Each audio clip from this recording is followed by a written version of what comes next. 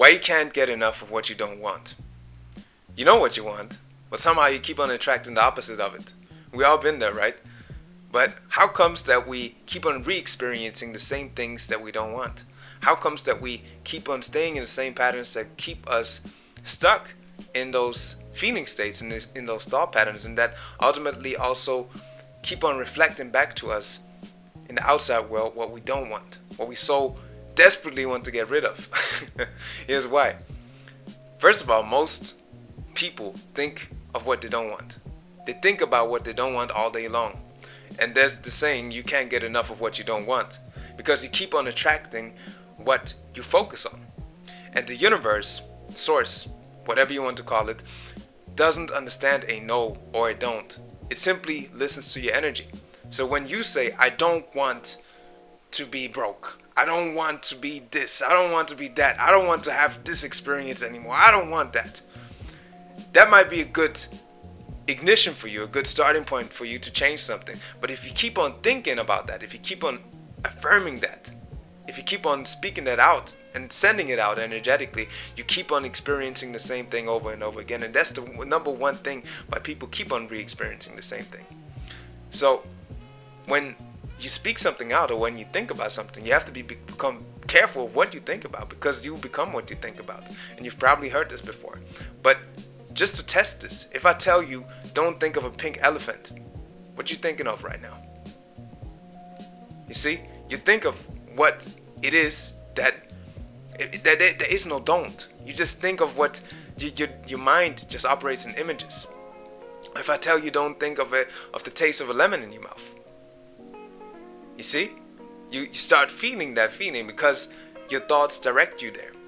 And if you say, I don't think of this, or I don't want this, if you keep on speaking it out, or if you keep on thinking that, you keep on re-experiencing the same emotions. And that's why you keep on attracting the same patterns. That's why you keep on staying in the same patterns and keep on re-experiencing the same experiences over and over again, because of your thoughts and your feelings. Because your thoughts and your feelings create your reality.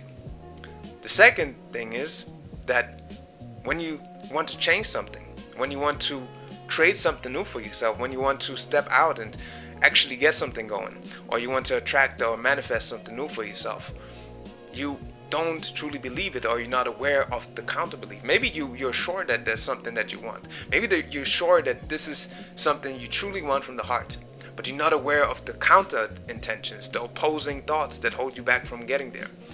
And that's so important to take care of, because if you're not aware of those beliefs that hold you back, if you're not aware of the fears that are hiding behind you, they control you. It's like a bully that just is on your ass all the time, and it doesn't disappear until you face it. It doesn't disappear until you see it. And then it just becomes this tiny little troll that you can just push away like that, And when it comes again, you're aware that it's this little troll, but you have to become aware of it. And how do you do that? When you affirm something, pay attention to what you feel. Pay attention to what it is that's coming up.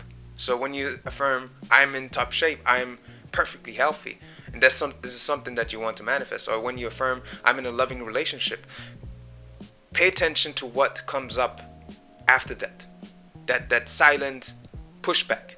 If there's no pushback, you're going to get it, no doubt, because you already done the work and you already feel it. But a lot of times, especially with new things, you will have a little pushback. You will have that counter intention. So that intention might say, no, you're not worthy of being loved when you intend to be in a loving relationship. Yeah, people like me don't get this, And you just have to become aware of that. And when you're aware of that, you can write it down. And when you write it down, you see it even more clearly. And the next time that thought or that belief comes up, you simply say, thank you for showing up, but this is not me. Because you are not your thoughts, you are not your beliefs. But your thoughts and beliefs shape your reality. So you can choose what you think about, you can choose what you feel. And your thinking also generates your feeling. And your feeling, if you're in a good feeling state, it's way easier to take action, it's way easier to get things done. And this is so vitally important to get that your energy is really what creates your life. So when you say, I don't want this, or I don't want that, you're speaking out the energy of not wanting. And that energy that you send out is just a reflection that comes back to you. And it's also important is that you shift from wanting to having. or being or doing. Because if you stay in wanting, because people always say you gotta want it so bad. If you don't want it bad enough, you won't get it, you know? You have to have a strong desire. You have something that pulls you. But at the same time, you have to feel into that version of you who already has it, because that's when it comes. That's when you know that it's gonna come. And then you don't feel like anything's lacking. You're grateful to be in the moment. You're grateful to be here. And when you are in gratitude, that's the highest frequency you can be in. And in gratitude, everything flows. So when you shift from wanting to having or being or doing, because you're doing from you're acting out who you are. You're acting you're acting as the person you intend to become. When you come from that energy, everything starts to flow. And then you just gotta allow. You move from wanting to allowing. Because all you have to do is allow the good to come in. You have to allow the good that you want to come in. So just remember, whatever you focus on expands. If you keep on focusing on the negative is going to expand. If you keep on affirming something but still think about the negative while you affirm it, or while you write it down, or while you visualize it, then you're also going to keep on attracting the same negative things. And when you get this, it's really going to change how you feel and how you step into the world. And another thing you can do, one more thing that you can do to really face those counter intentions, and not just the counter intentions, to get rid of what you don't want, literally, is to write down what it is that you don't want. Write it out in detail. Because a lot of people struggle to know what they want, but it's so easy for all of us to say what we don't want.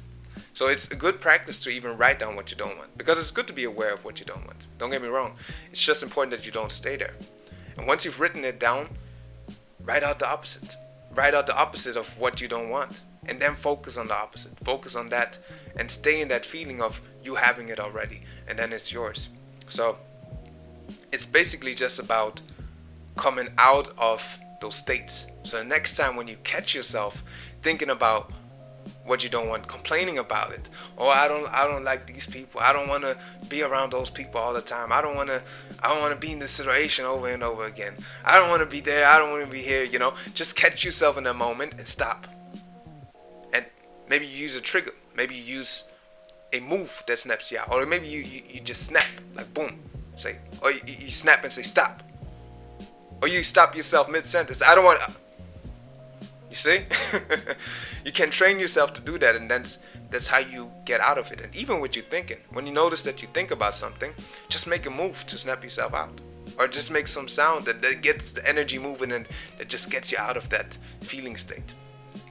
And what's also important with the new beliefs that you take on, because when you have old beliefs, you have to also have new beliefs that overweight them, like emotionally. So if you want to have something new, you can basically, I got a glass of water here. So every time I take that glass of water, I can think of the new thing that I want to create for my life.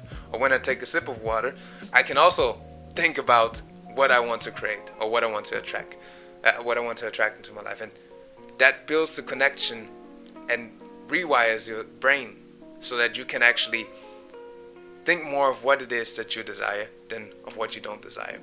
And when you do that, you have more gratitude, you have more energy, you have more life force, and everything just flows more smoothly. So, and most importantly, you stop attracting the same things over and over again that you don't want and that you want to get rid of out of your life.